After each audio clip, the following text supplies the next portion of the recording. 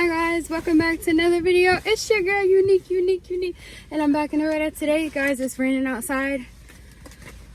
I'm coming back to you guys because honestly I've been going through a lot, and honestly my heart has been feeling so broken, and God gave me something to speak to you guys because he spoke to me first.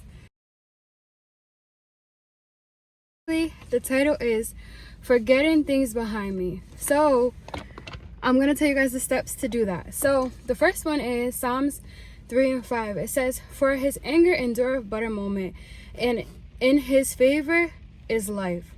Weeping may endure for a night, but joy comes in the morning." So what that means, basically, like God showed me, is like, it's okay to cry. Sometimes we will cry. Sometimes we go through things, we will cry. Like there will be days that you cry. And basically God showed me, like, give yourself time to cry, but don't allow your sadness to linger on. You know, don't allow it to be so much that, because sadness can turn into anger, it can turn into bitterness, it can turn into resentment, unforgiveness, the list goes on. So basically he just showed me, in your crying, cry out to God. Cry out to God when you are sad. Cry out to God when you're going through. And he reminded me, the Holy Spirit reminded me of David. When he found out that his son was gonna die, he had done wrong with Bathsheba, and he found out that God said, like, look, your son is gonna die. So what he did was, for 7 days he laid out on the ground, and he wore like dirty clothes, and he just stayed on the ground and just cried, just stayed there, you know. And on the 7th day David got up. So it says in 2 Samuel 12 and 20, "Then David got up from the ground after he had washed, put on lotions, and changed his clothes. He went into the house of the Lord and worshiped. Then he went to his own house, and at his request they served food and he ate." It is so important.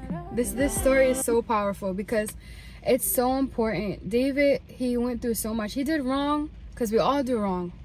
And we all sin and fall short of the glory of God. So he did wrong. He realized his mistakes, but he still had the nerve to cry out to God and say, "God, please don't take my son." And when he realized God was not going to change his mind, it didn't stop him from crying out to God for a couple of days. Sometimes it can take a couple of days. But he did get up. He got up. He washed away his tears. He cleaned himself up. He changed his clothes. And he also had to accept what God chose for him. He had to accept the results of his actions, you know. And sometimes we have to accept what God allows. If God allows something to happen that hurts your feelings, or you feel sad about it, God allowed it because he has the final say.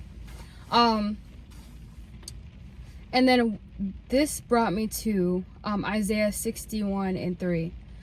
"And provide for those who grieve in Zion, to bestow on them a crown of beauty instead of ashes, the oil of joy instead of mourning, and a garment of praise instead of a spirit of despair. They will be called oaks of righteousness, a planting of the Lord for the display of his splendor." It is so important that every day we take off the old garments and we put on the new ones. So yes, it says trade the garment of heaviness for the spirit of praise. So even though you're going through and you have your crying moments, cry, yell, scream, whatever you gotta do to make yourself feel better. And then once you do that, you take that off and you say, okay, I went through this, but this doesn't define my whole rest of my life. I'm not gonna hold on to this, but I'm gonna hold on to God. So it's Philippians 3 13 and 14. "Brethren, I count not myself to have apprehended, but this one thing I do, forgetting those things which are behind, and reaching forward unto those things which are before." Every day you have to choose to say, you know what? The devil will remind you and say, guess what? This happened to you yesterday. This person said this. This person hurt you. And it's up to us. Either we're going to put on the mind of Christ. In order for us to be able to overcome those things that we've been through, we have to put on that armor of God. But I love you guys. Thanks for watching. I hope this video encourages you guys.